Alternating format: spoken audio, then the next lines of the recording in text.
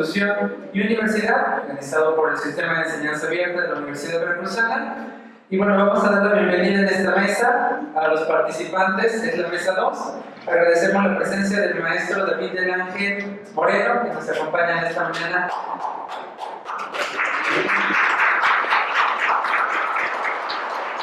Agradecemos también la presencia del doctor Francisco Báez Corona.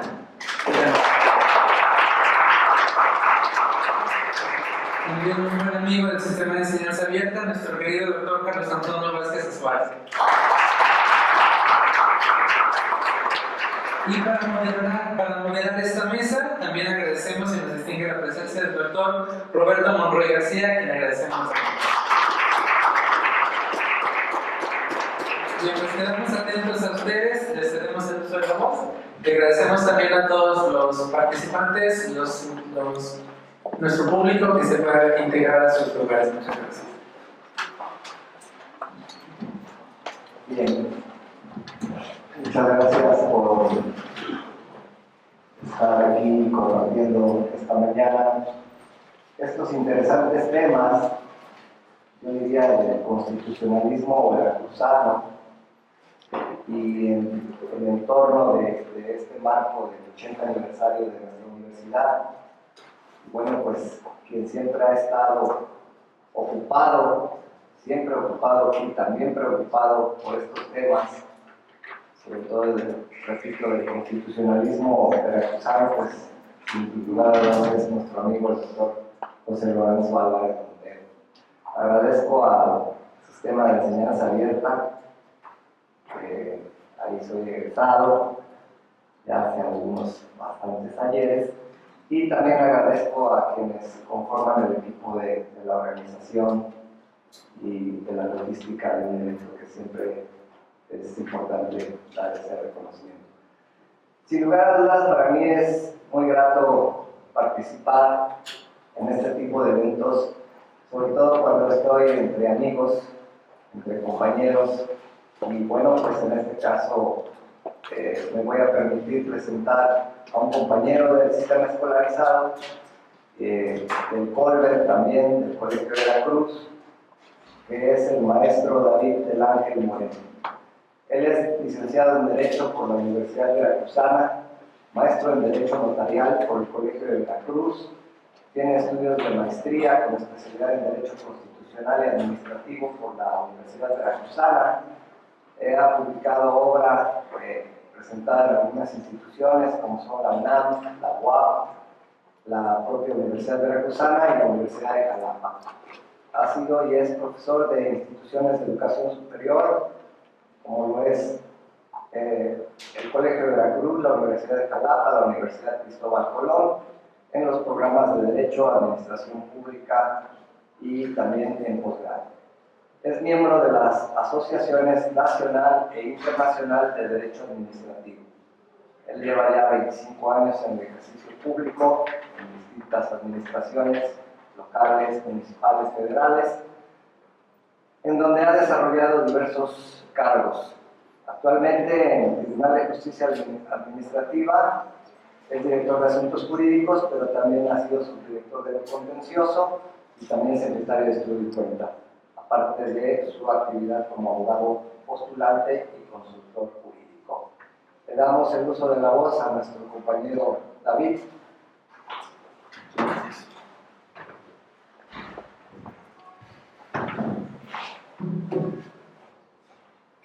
Buenos días a todos. Antes, agradecer al doctor Lorenzo Álvarez Montero, como siempre, la consideración, agradecer a la Dirección General del Sistema de Enseñanza Abierta su amable invitación, y sobre todo a ustedes jóvenes que, como bien dicen, este evento pues es para ustedes. Cuando se está en la etapa de la formación universitaria, pues siempre es muy importante contar con este tipo de eventos extramuros que permiten a ustedes como jóvenes tener una visión más allá de lo que es la clase formal.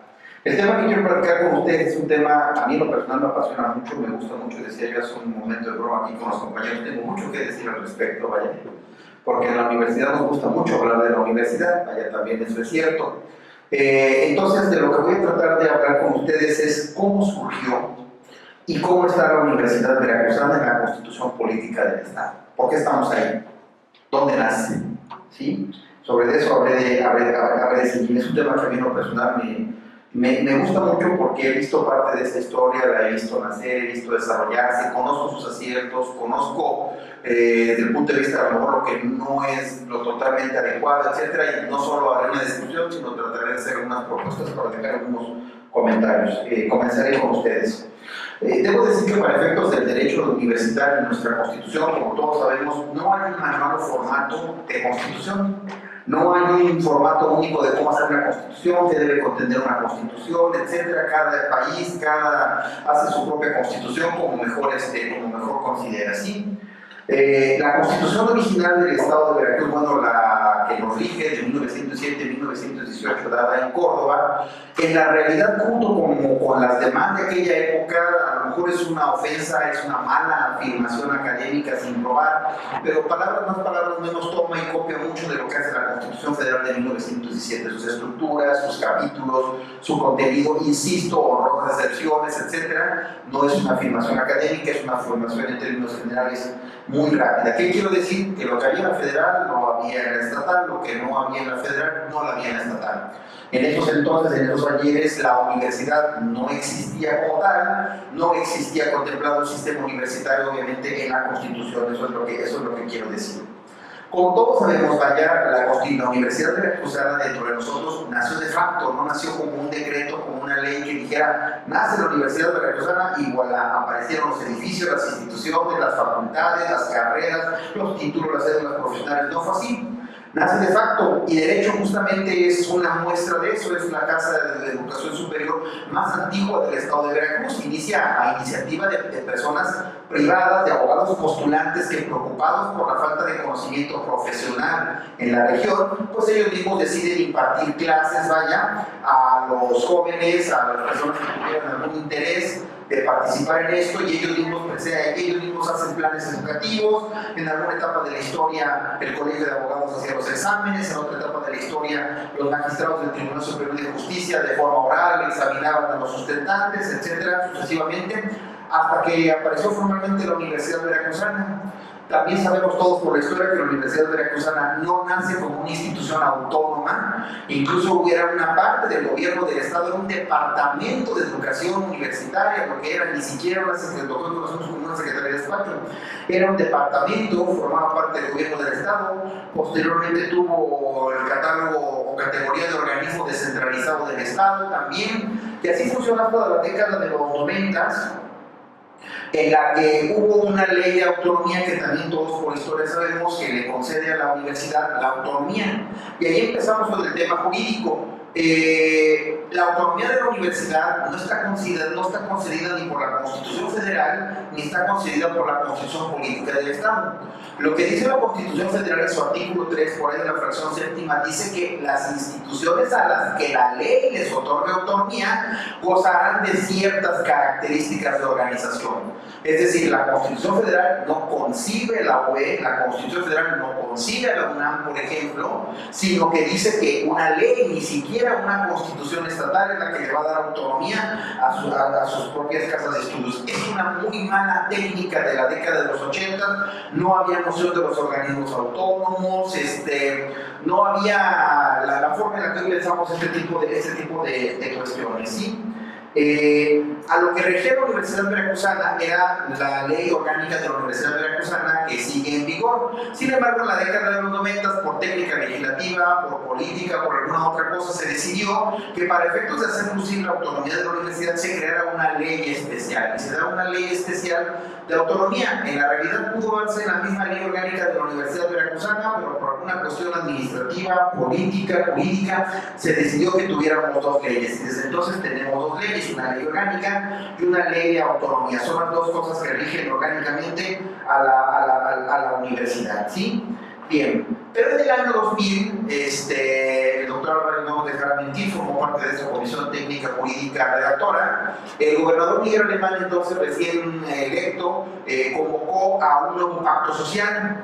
Ese pacto social es lo que hoy nos rige la Constitución Política Reformada del año 2000. La palabra reformada pues puede ser muy debatida porque pues habrá quienes pensaban en esa época que eso requería un congreso constituyente, que era cambiar completamente el texto. Hubo quienes sostuvieron que la realidad era la misma, el sistema federalista, que no se iban a cambiar las bases, era una república, división de 3 poderes, en realidad se iban a cambiar las palabras, no la estructura del Estado, y no había la suficiente experiencia en México, vaya, de Estados hubieran rehecho nuevamente una constitución con una estructura distinta a como era la federal. Por lo tanto, se utilizó ese sistema, soportó un par de controversias constitucionales sin mayor trascendencia y salió adelante esta reforma integral a la Constitución. Creo que hoy, 20 y tantos años después, yo creo que hoy no lo veríamos igual. Yo creo que hoy hacer un movimiento de esto, incluso la propia Constitución dice que la reforma completa de la Constitución requiere hasta procesos de consulta popular, etc. O sea, de manera muy adecuada creo que la Constitución del 2000 es mucho mejor que la Constitución veracruzana del 17-18. Tan solo por una sola lógica y razón, las cosas como se redactan y como se piensan en 2000, pues no son iguales que casi 100 años atrás. El conocimiento de la estructura orgánica del Estado es muy distinto, etc. Entonces, creo que es una mucha mejor constitución. En ese mismo contexto, al reformarse la Constitución, se incluyó la Universidad Veracruzana. Al incluirse la Universidad Veracruzana, a mí me parece un total timo jurídico que eso haya sido, porque repito, la Constitución General de la República no obliga a que las constituciones estatales contemplen cuáles van a ser las instituciones de educación superior dotadas de autonomía. No lo dice. De tal manera que la ley orgánica y la ley de autonomía que tenemos de la década de los 90 seguían siendo más que suficiente para que la Universidad Veracruzana no sufriera un daño en su autonomía, aun cuando hubiera una nueva constitución en el año 2000. Sin embargo, contempló un aspecto que es de mucha avanzada para la técnica legislativa de muchos estados de la República de ese momento. La Constitución de Veracruz abrió un capítulo de los organismos autónomos del Estado, que están en el artículo 67. Hoy ustedes ahí encuentran al IBAI, encuentran al ORFIS, encuentran a la Fiscalía General del Estado, la Comisión de Derechos Humanos, la Comisión de Atención a los Periodistas, etc. Aquí encuentran un catálogo de 5 o 6 fracciones, pero no está la Universidad Veracruzana. La Universidad Veracruzana está contemplada en el artículo 10 de la Constitución. Cuando se diseñó, se colocó dentro del apartado correspondiente al sistema educativo del Estado. Tiene lógica, bastante lógica tiene que se haya colocado en lo que es la cuestión relativa al sistema educativo. Se pensó como un ente integral, como una formación humana integral, desde primaria, secundaria, bachillerato, universidad, etc. Sin embargo, la Universidad Veracruzana posee un conjunto de características muy propias que lo acercan en demasía a los organismos autónomos del Estado. En México, en nuestro país, tenemos un problema respecto de esa teoría. Desde que iniciamos con los primeros organismos autónomos del Estado, como por ejemplo lo que era el IFE anteriormente y hoy es el INE, la Constitución General de la República, por su diseño del 17, que no conoció este tipo de cuestiones, lo que hizo fue ir insertando el Banco de México, el INEGI, el INE, en los artículos en donde va hablando de cada uno de ese tipo de actividades. A diferencia de la Constitución del Estado de Veracruz, con mucho mejor tino, dice: tengo 3 poderes: ejecutivo, legislativo, judicial, pero además de esos 3 tengo un grupo de organismos autónomos que no dependen orgánicamente de estos 3 poderes. Las características de estos organismos autónomos del Estado todavía es una deuda del sistema jurídico mexicano de dar una perfecta definición, una verdadera clasificación. Todavía vamos a escuchar, y ustedes escucharán en la licenciatura la discusión de si son un cuarto poder, que si no forman parte de los 3 poderes, si la teoría de la división de los 3 poderes está en crisis, etc. Eso es una deuda todavía que el sistema jurídico nos debe. Y eso es porque la Constitución General de la República no tiene un capítulo especial de estos que se llaman distintos en la federal que en la local. Mientras en la federal se llaman los organismos constitucionalmente autónomos, en el Estado, en el Veracruz, nosotros los llamamos organismos autónomos del Estado. Este artículo 67 no contempla la Universidad Veracruzana. Todas las características que poseen los organismos autónomos del Estado las posee la Universidad Veracruzana. A mí me parece una técnica que lo ideal sería que el 67 contemplara la Universidad Veracruzana. Pero la Universidad Veracruzana todavía tiene un mejor desarrollo jurídico que los organismos autónomos del Estado. La Universidad Veracruzana posee autarquía, que no gozan los demás autónomos del Estado. Como nosotros sabemos como comunidad universitaria, nosotros elegimos por nuestros propios sistemas directos e indirectos a nuestras autoridades, rector, director de facultad, director de instituto, etc. Tenemos un sistema de representación, consejeros alumnos, consejeros maestros, etc. Es una autonomía todavía de un mejor cuño que el que tienen los organismos autónomos del Estado. Es decir, creo yo que deberíamos colocar el 67 a lo que es la Universidad Veracruzana. Pero la Universidad Veracruzana también goza de una segunda característica, de la que parcialmente algunos autónomos también gozan, y es la garantía financiera. Es un tema que todos hemos escuchado, que la Universidad Veracruzana goza del 4% del presupuesto general del Estado. La mala forma de redactar esto en el año de 2017, cuando esto se propuso, presentó un problema. Hablar de la palabra presupuesto general del Estado es decir de todo el dinero del Estado. Pero todo el dinero del Estado se divide pues, en distintas actividades que hay que sufragar: obra pública, salud, educación, sueldos, salarios, y las leyes federales en materia financiera. Hay muchas cosas que a los estados les dicen: este dinero te lo entrego, pero no lo puedes tocar más que para determinada cantidad.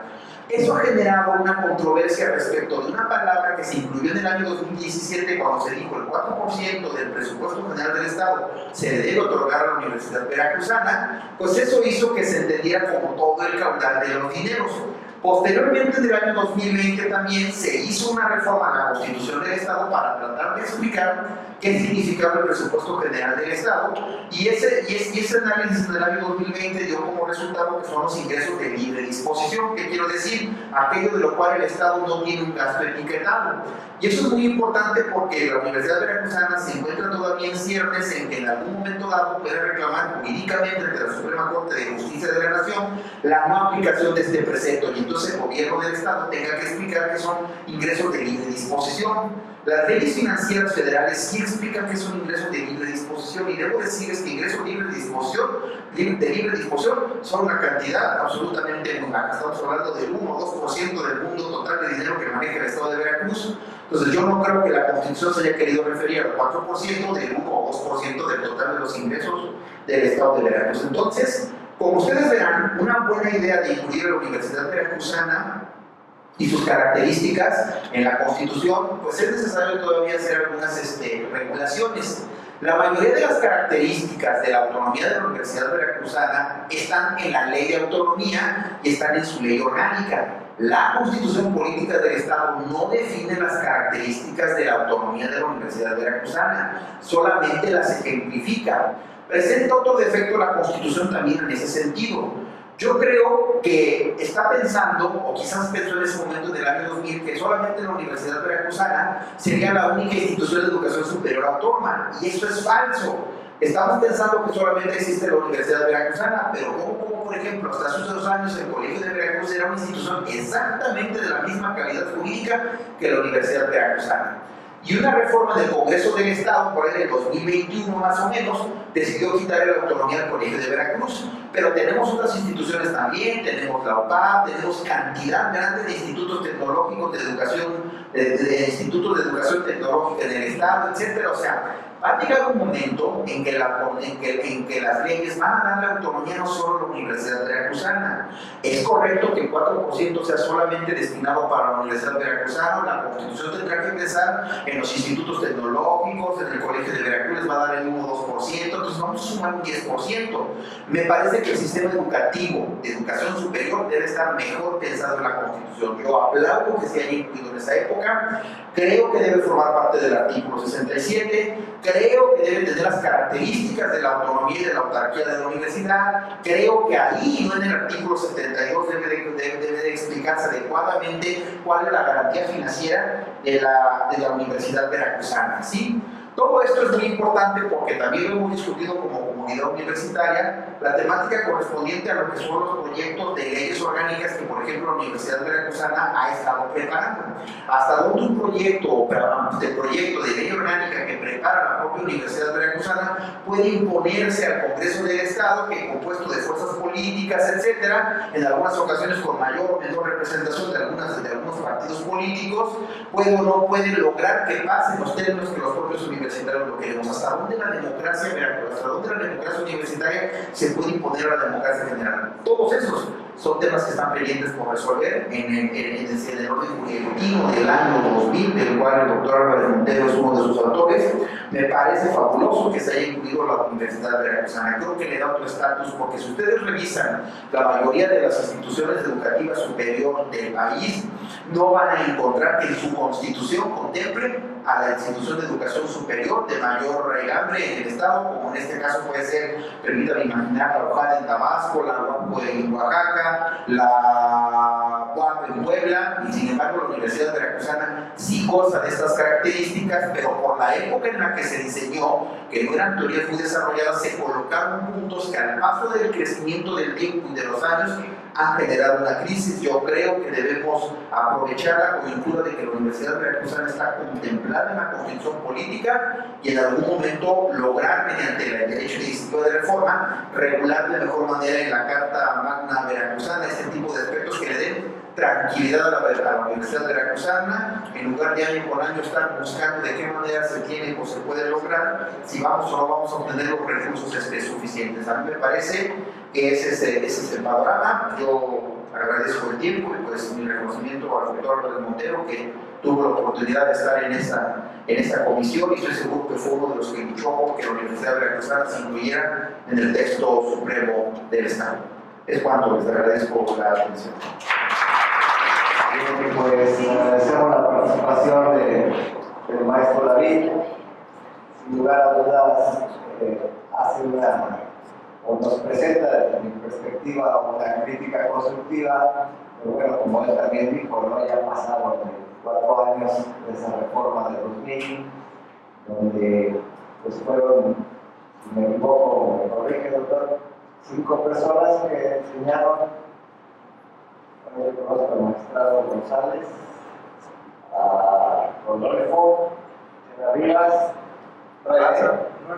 9, pero veracruzanos menos. Rabaza, usted y bueno, de los que conozco, Caterlín, Valenzuela. Esto lo comento porque pues ustedes, algunos no habían ni nacido, ¿verdad? Pero a nosotros nos tocó muy de cerca y yo siempre hago el reconocimiento a esas personas que dedicaron bastante tiempo por sus conocimientos de este nuevo diseño de la año 2000 a la Constitución política de nuestro Estado. Si bien, como lo menciona el maestro David, pudiera haber faltado la redacción, no sé, el haber insertado estas características, pues se plantea y se deja ahí la semilla, ¿no? Pues también tenemos otros organismos, pero que son propios del Estado de Veracruz, pero como organismos públicos, ¿no? Es el caso de los COBAE, descentralizados, que también tienen presupuesto federal, presupuesto estatal, entonces con ALEX, que son más federales, ¿no? Con el recurso federal, pero que están insertos en nuestro estado. Entonces, pues la verdad es que se me antoja muy complicado, pero sí yo creo que nos deja la reflexión en su participación de prever esta situación, pues a ver cuándo se vuelve a reformar. Eso ya les tocará a ustedes, chicos y chicas. La reforma que no la veo viable en estos momentos, y si se reforma la federal, pues quién sabe qué vaya a hacer de la Constitución del Estado de Veracruz. Entonces, para eso estamos estudiando y para eso estamos aquí. Bien, maestro, pues muchas gracias por su participación. Vamos a continuar con la participación de otro compañero y amigo, el doctor Francisco Báez Corona.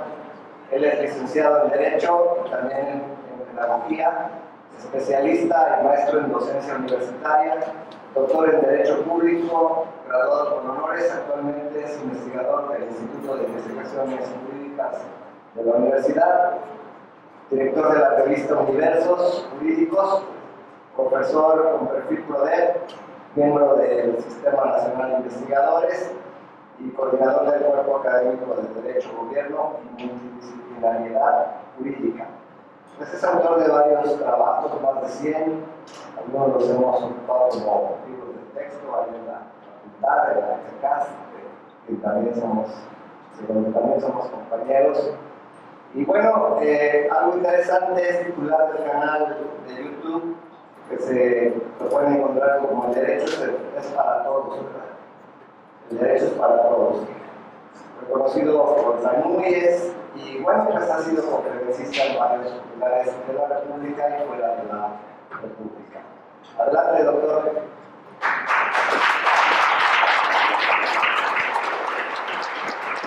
Gracias.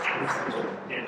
Es un gusto también poder participar en este evento, conmemorar este tema de la constitucionalidad local y específicamente tocar el tema de la Universidad Veracruzana y otro de los temas que personalmente me apasiona como línea de investigación, que es el derecho humano a la educación superior. Tengo las diapositivas, ya por ahí se las van a pasar. También en lo que se encargan las diapositivas, les comento, igual yo soy egresado del CEA, pero por la parte de pedagogía, yo estudié Derecho escolarizado y a la par estudiaba pedagogía en el sistema de enseñanza abierta aquí en Jalapa. Y pues creo que también es una dinámica de estudio, de aprendizaje muy especial la que se tiene en el CEA, y es un gusto particular poder en este caso compartir con compañeros del sistema de enseñanza abierta y de la Universidad Veracruzana. En este sentido, siempre la pedagogía no la dejo de lado, y si de repente les pregunto algo, pues se me hacen así la carita o así la mano, porque normalmente estos eventos son como unilaterales, pero a mí me gusta un poquito romper la barrera y interactuar. No les voy a preguntar nada de fechas ni artículos, así que tranquilos y tranquilas. Bueno, el tema va a versar sobre lo siguiente. Vamos a digamos que el objetivo es un poquito analizar la evolución histórica de la regulación constitucional de lo que es el derecho humano a la educación superior, para que este contexto nos permita vislumbrar una mención especial a la Constitución de Veracruz y el aporte que hace, no solamente en el tema de la Universidad Veracruzana, sino al derecho a la educación superior en general, en su evolución histórica, marcando respecto de la perspectiva federal, como ya dice también el doctor Del Ángel. Y finalmente, tocar un poquito cómo está la situación actual del derecho a la educación superior en el contexto federal, retos y perspectivas que todavía hay al respecto. Bien, la siguiente.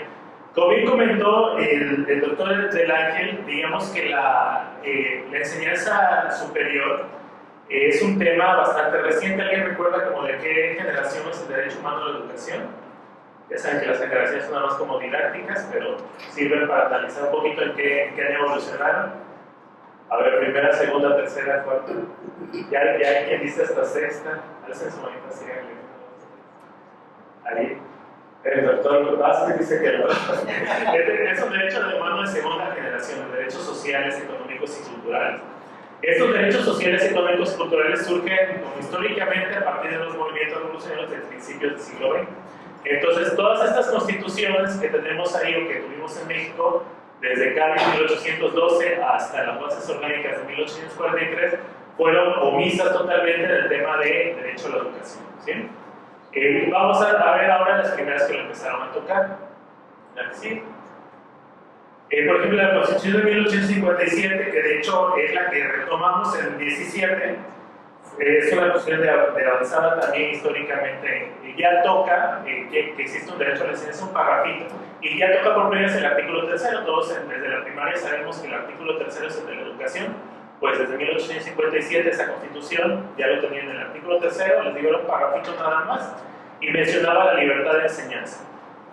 Como bien decía el doctor, ¿cómo se organizaron las primeras universidades? Pues grupos de profesionistas, a veces grupos de personas que tenían oficio, y decían, bueno, vamos a capacitar a personas sobre este tema, nosotros que medio le sabemos a la medicina, nosotros que medio le sabemos al litigio, a la jurisprudencia, hacemos a través de colegios nuestros grupos, y entonces de esta manera podemos comenzar a formar cuadros, a formar personas. Y lo único que constitucionalmente se reconocía era esta libertad de enseñar, para que estos gremios lo pudieran realizar. Entonces se reconoce el inicio como un principio de libertad de enseñanza, y la que sigue.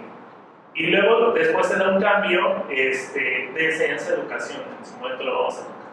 Ya en la Constitución del 17, uno de los temas fundamentales que se inserta es la laicidad. Y empezamos a configurar nuestro artículo tercero, que les digo lo que siempre vemos en la primaria, laica, gratuita y obligatoria, ¿verdad? Entonces aquí ya se configura el tema de la enseñanza libre, pero laica, o sea, dentro de la libertad, tiene que estar siempre ajena a cualquier tema de religión, incluso la que ofrecían particulares, que aquí también hay pues un tema interesante en la evolución, porque ya desde hace varias décadas la educación que ofrecen particulares puede ser religiosa, pero durante este periodo era una educación libre, pero laica, incluso la que ofertaban particulares. Y la educación gratuita por primera vez en enseñanza primaria. Sí. Cuando hablamos de derecho a la educación, es muy importante distinguir, porque una cosa es el derecho humano a la educación, tiene ciertas características y cierta evolución y cierta garantía, o sea, se considera como un derecho humano llave que abre la puerta de muchos otros derechos, pero dentro de ese derecho humano a la educación superior no tiene la misma evolución, la misma garantía, la misma protección. ¿Por qué?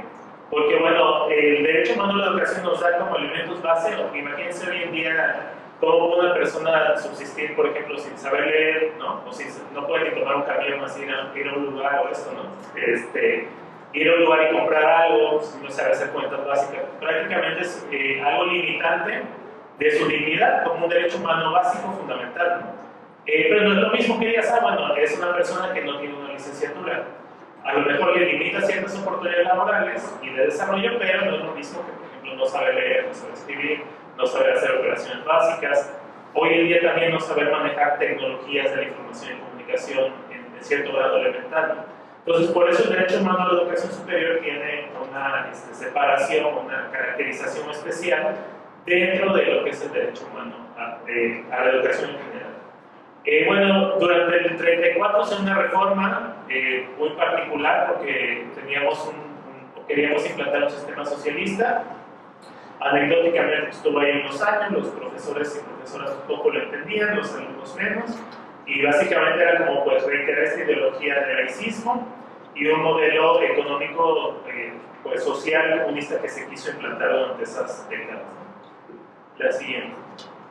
Aunque sí en ese periodo se daba el cambio de enseñanza-educación.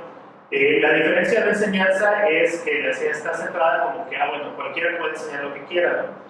Pero ya cuando lo cambiamos en educación, entonces ya no está el derecho centrado en quien enseña, es decir, en el profesor, sino en quien lo recibe, no en quien se educa. Y ya se vuelve entonces una garantía de los educandos. Todos tenemos el derecho a poderlos educar y adquirir estas competencias básicas para la vida. Entonces es un cambio importante el dejarlo de denominar como derecho a la enseñanza, porque ese solamente amparaba a quien enseña, ¿no? al profesor, como derecho a la educación, porque ese ya abarca a todos los actores educativos, que pueden ser instituciones, profesores y a los educandos en sí, ¿no?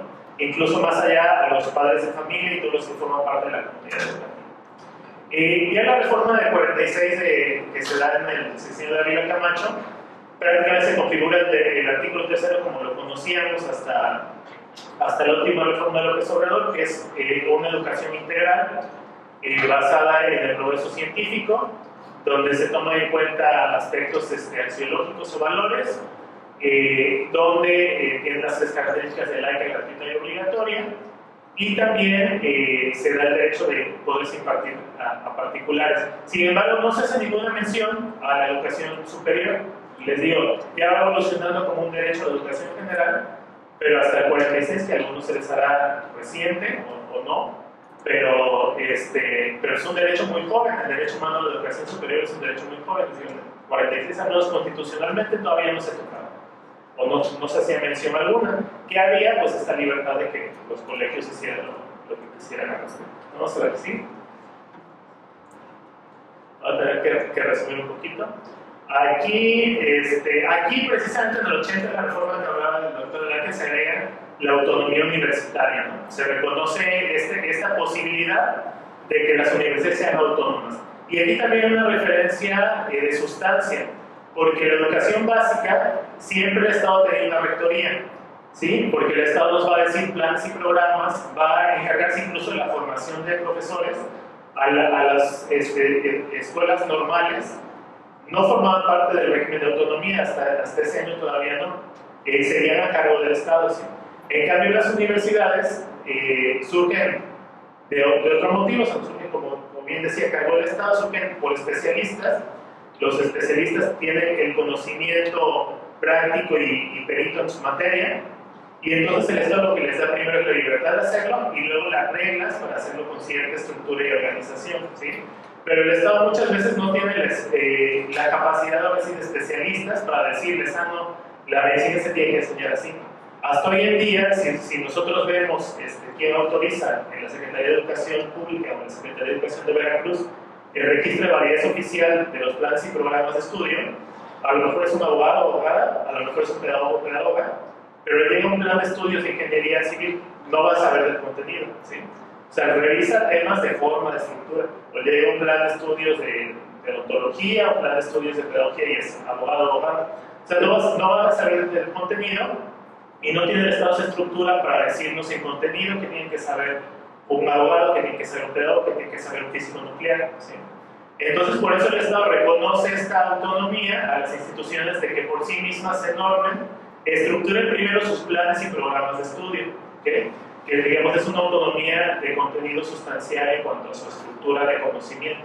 Y luego esta autonomía se amplía en cuanto a otros temas que han dicho, autonomía económica, autonomía normativa. Quienes vieron, ya pasaron introducción todos, ¿no? Maynes, ¿todavía ven Maynes o quién vieron? Sí, todavía ven Maynes. La autonomía como característica de las normas significa que ¿qué? Una norma autónoma la hace, la norma autónoma la hace el propio obligado, ¿sí? Es decir, uno es autónomo cuando se sigue sus propias normas.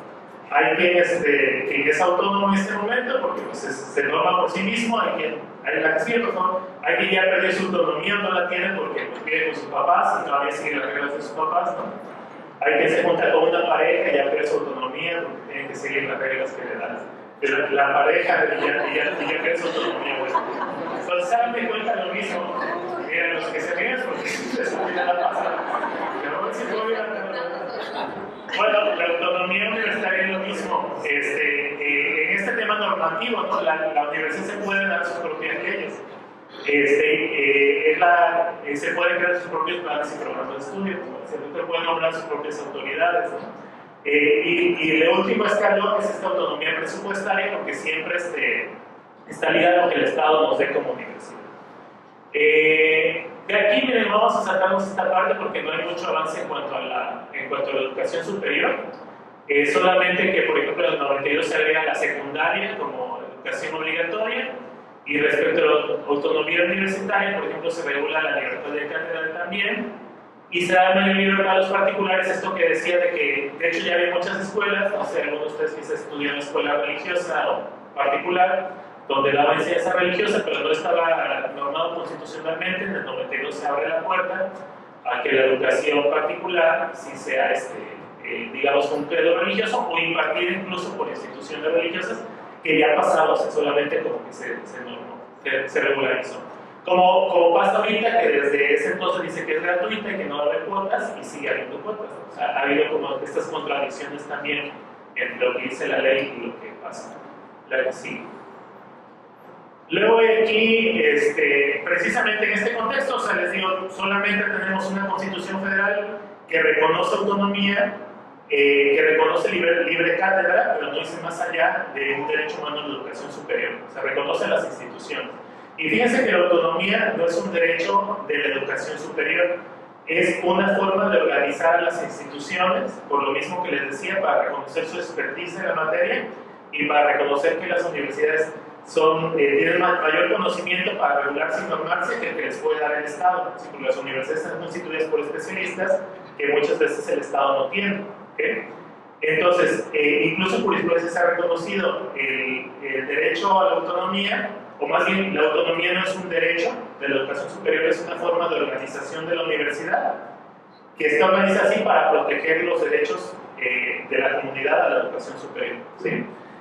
Por ejemplo, una universidad en Guerrero tenía una cuota de que el 5% de su matrícula está destinada para hijos de la comunidad académica. ¿Sí? Hagan de cuenta que acá pues, nosotros como profesores tenemos hijos que en algún momento querrán estudiar en la universidad y la universidad se reserva el 5% de la matrícula general para hijos de la comunidad. ¿Estarían ustedes de acuerdo o no estarían de acuerdo? ¿Creen que eso va a favor del derecho humano a la educación superior o no? Depende si tengo familiar de la universidad. Exacto. Bueno, la universidad defendió esto porque se fue a amparo, ¿no? Personas que pues, no entraron y que no, si hubiera tenido ese 5% sí quedaba. Y la universidad defendió, no, pues es que yo en mi autonomía hice esa regla y reservo el 5% a mi comunidad. Le dijeron que no, o sea, la autonomía no la puedes utilizar para restringir derechos de los estudiantes, ¿sí? O sea, la puedes utilizar para regular mejor libertad y mejor forma de enseñanza, lo que les dije, planes y programas, formas de selección de profesores, etcétera, pero no para limitar derechos. Entonces es ahí donde vemos la interpretación de la autonomía es una forma de organización de la universidad, pero ni siquiera toca lo que es el derecho humano a la educación superior todavía. ¿Qué hace la Constitución de Veracruz del año 2000? Trasciende esto de que solamente se regulaba la autonomía como digamos, formas características de un derecho humano a la educación superior, porque cuando menciona la Universidad Veracruzana, y el doctor de la en el artículo 10, le da fines y funciones sustantivas. Y al darnos fines y funciones sustantivas, entonces ya estás garantizando algo que surgió como 15 años después, que es la calidad educativa. ¿Ah?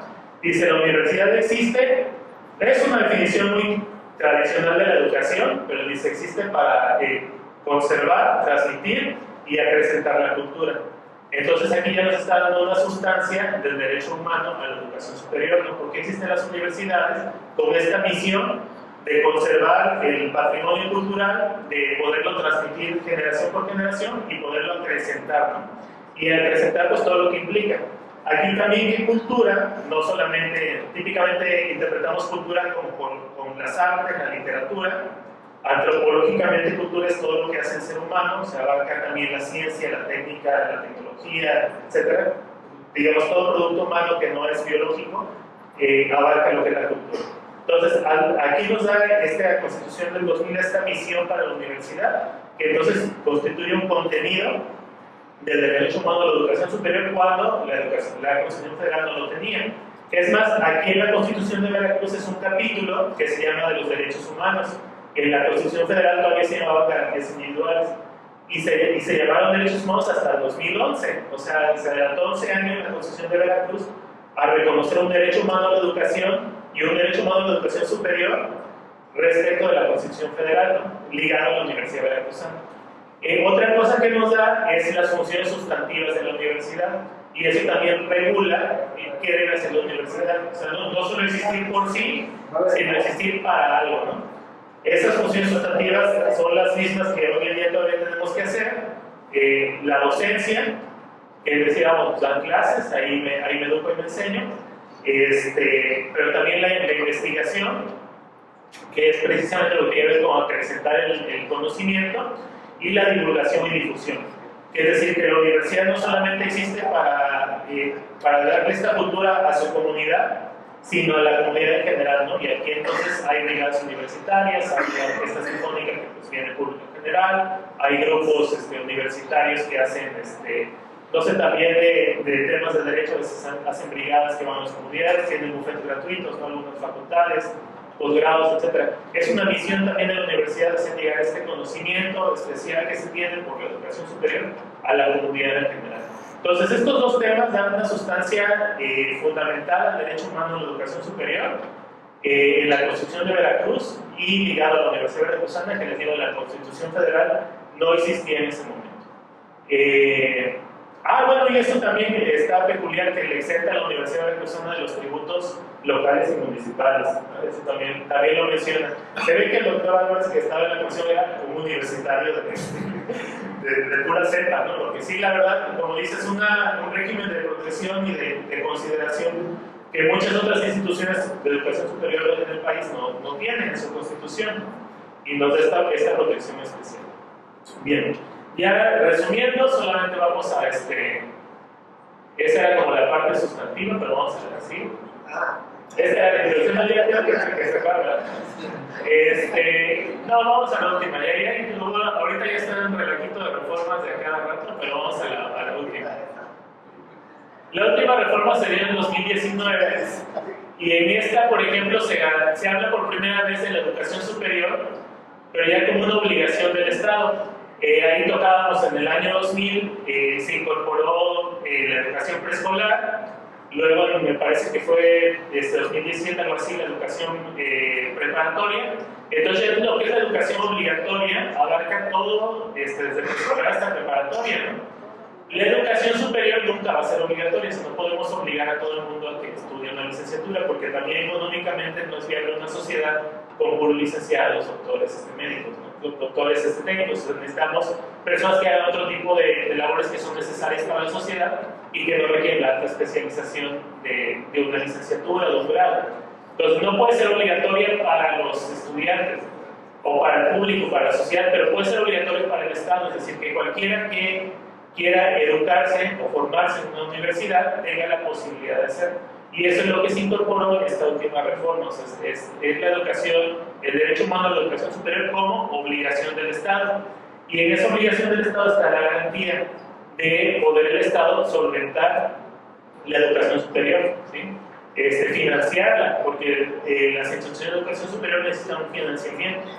Y es por eso que no aceptan a todos los solicitantes, ¿no? Principalmente porque no hay aulas, no hay profesores, no hay materia económica. Entonces ahora lo que nos falta es trascender esta, bueno, si es obligatorio para el Estado ofrecerla, a dar los medios y mecanismos para, ¿no? Digamos que es uno de los retos, y que nuevamente el Estado de Veracruz ya está avanzando, porque ya el Estado de Veracruz puso ese porcentaje que la Constitución Federal pues, todavía no está, pero es que no es obligatorio para mí, pero todavía no estamos poniendo los cómo y los porqués. Y aquí lo dejamos con los gracias.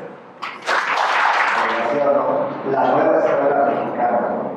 Ya no vamos a tener problemas ahí, con las escuelas estas de Benito Juárez a nivel superior, no vamos a tener problemas, ¿no? Pero pues tendremos que estar en cautos para ver qué reformas pueden atentar contra los derechos de la comunidad universitaria. Eso sí lo digo de forma seria, lo digo desde la academia, porque todo lo que viene, pues en realidad no sabemos cómo viene. Este nuevo modelo de la escuela, de la nueva escuela mexicana, con un contenido muy pobre, pero con una ideología, créanme que sí es lo que pasa. Entonces esto a la larga, yo insisto, a ustedes les va a tocar vivirlo, y por eso es importante que estemos conscientes de los antecedentes y qué se tiene y qué se puede reformar y de qué forma lo podemos cambiar para mejorar, como decía el doctor Lázaro. Agradecemos esta participación, nos llevaste a través de la historia a conocer cómo es este derecho a la educación. Vasconcelos en 1923 estaba muy ocupado y preocupado, ¿no?, de llevar esta educación a toda, digamos, la periferia, toda la parte rural. Y bueno, pues ahorita nos recordaba las famosas escuelas de artes y oficios, ¿no? A ustedes ya no les tocó, pero nos tocó conocer que había escuelas de artes y oficios, ¿no? Y bueno, pues no quiero tomar más del tiempo que queda Carlos Vázquez Azuara, son 8 minutos, sobre todo el tiempo. Y bueno, presento a nuestro amigo el doctor Carlos Antonio Vázquez Azuara. Él es licenciado en Derecho, licenciado en Ciencias de la Comunicación por la Universidad de Veracruzana, maestro en Estudios Legales, con especialidad en Estudios Legales por la Atlantic International University, maestro en Sistema Anticorrupción por el Colegio de Veracruz, doctor en Derecho Público, Conducción Analítica, egresado del Instituto de Investigaciones Jurídicas, también compañero, es compañero también de sistema escolarizado, escuchaba ya también del abierto, y bueno, es también miembro del Sistema Nacional de Investigadores de CONACYT, y obviamente que ha tenido participación en varias instituciones de educación superior, ya ha sido abogado postulante y mucha obra publicada como también el resto de mis compañeros. Adelante, doctor. Gracias.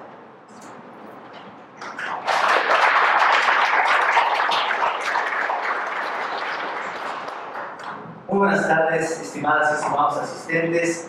Me complace muchísimo poderme encontrar aquí con todas y todos quienes nos acompañan en esta tarde. Saludo cordialmente a las autoridades del Sistema de Enseñanza Abierta, a mis colegas y amigos en el presidio y quienes organizan este evento.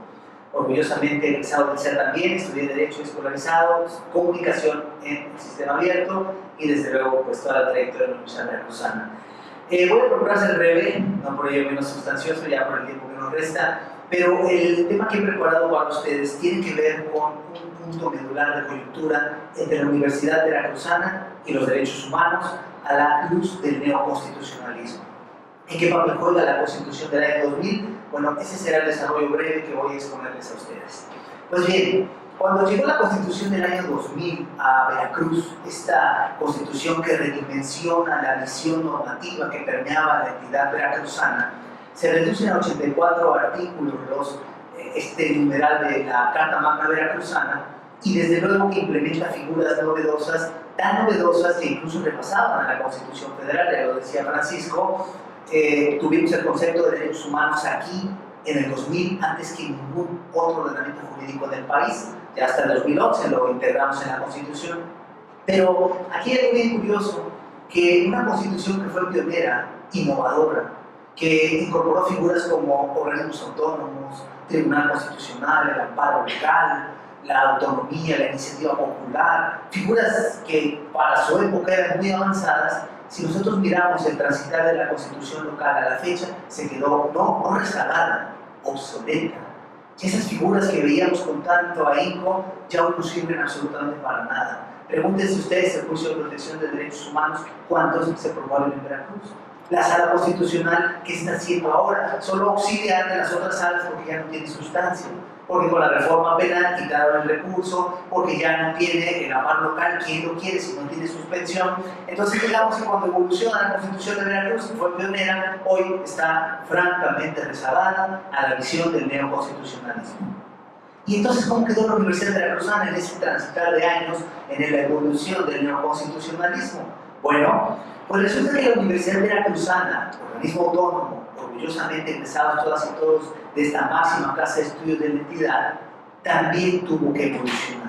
Y tuvo que evolucionar incorporando parte de sus esquemas a esta revolución constitucional que permeó de manera primigenia los derechos humanos como el máximo escalafón normativo que rige a la sociedad mexicana.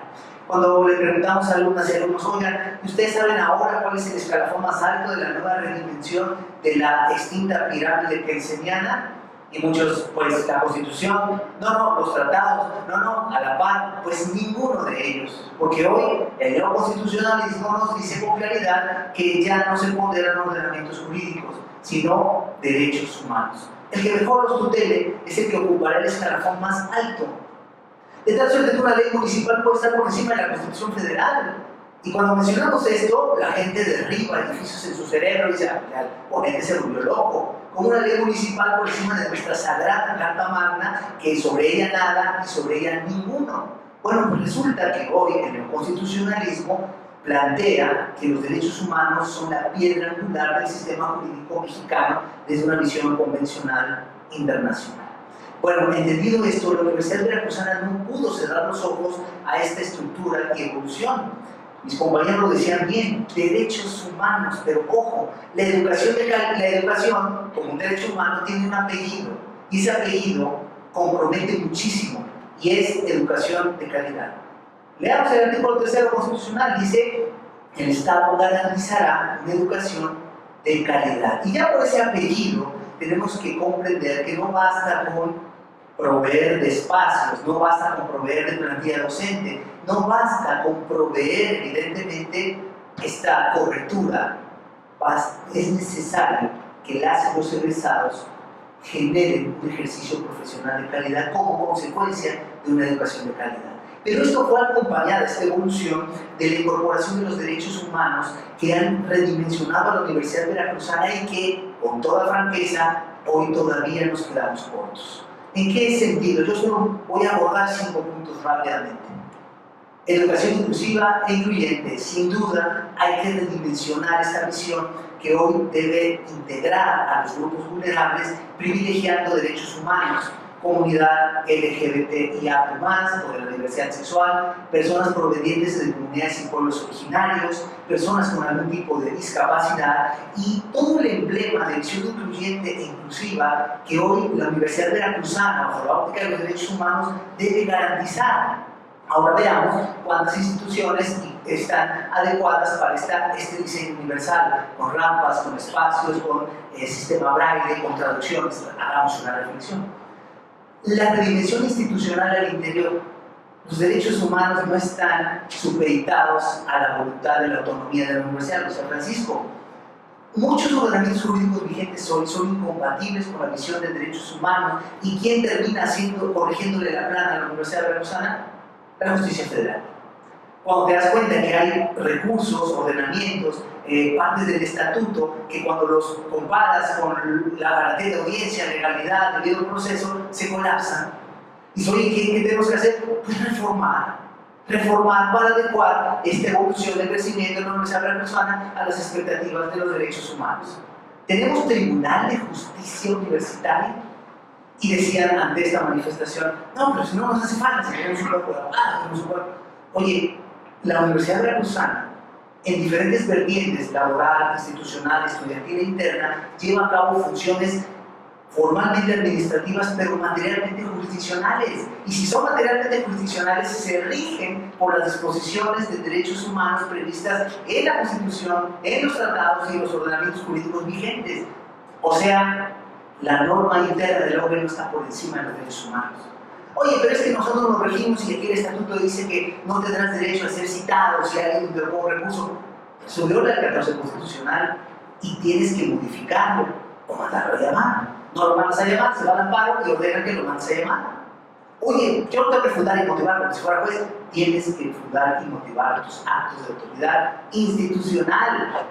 Entonces, la Universidad Veracruzana se empezó a transformar con esta redimensión constitucional que venimos arrastrando desde el año 2000 en Veracruz y que cúspide se genera en el año 2011 a nivel federal.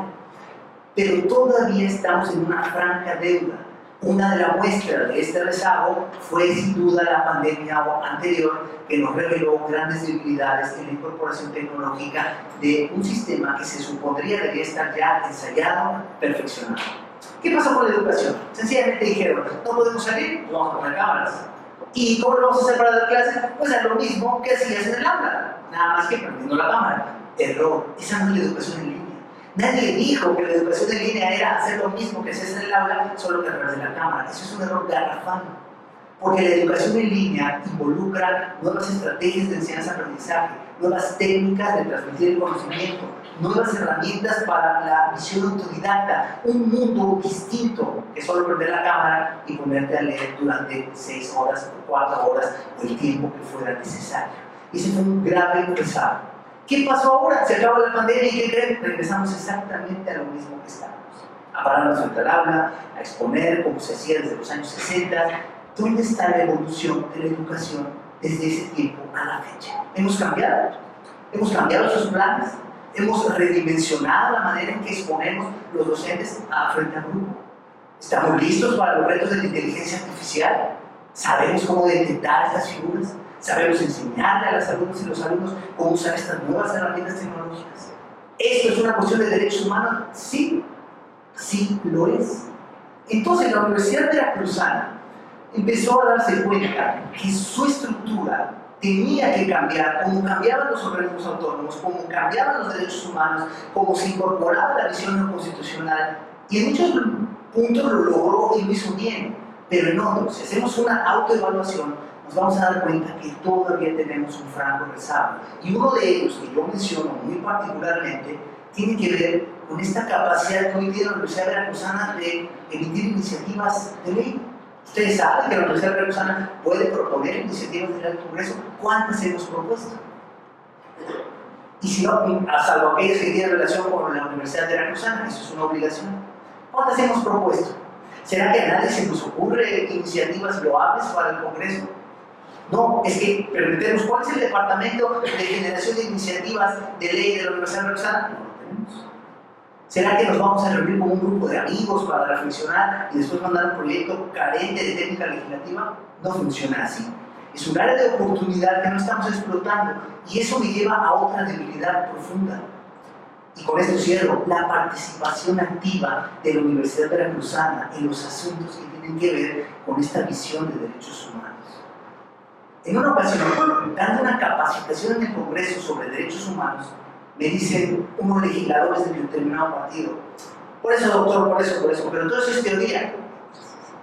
Digo, bueno, es teoría que ustedes necesitan saber. Sí, pero aquí todo es política. Además, ustedes del instituto, ¿cuándo se vienen a parar aquí para...? Digo, es que no nos vengamos a parar. Es que ustedes tienen que convocar a los estudiosos. Hay cosas que la doctrina ha dicho 20 años atrás y que hoy apenas se están reformando.